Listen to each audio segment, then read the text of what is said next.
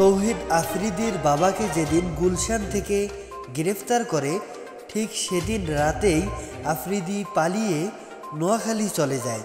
সেখানে গিয়ে তার এককালের ঘনিষ্ঠ চামচা রাহির বাসায় ওঠে, কিন্তু রাহি গোপনে আফ্রিদির অবস্থান, পরবর্তী প্ল্যানিং সহ সব ইনফরমেশন বাইরে পাচার করছে। আফ্রিদি বিষয়টা টের পেয়ে পরদিনই নোয়াখালী থেকে পালিয়ে বরিশাল চলে যায়, কিন্তু তখন অনেক দেরি হয়ে গেছে, কারণ রাহি তৎক্ষণে এক সাংবাদিককে আফ্রিদির সব ইনফরমেশন দিয়ে দিয়েছে।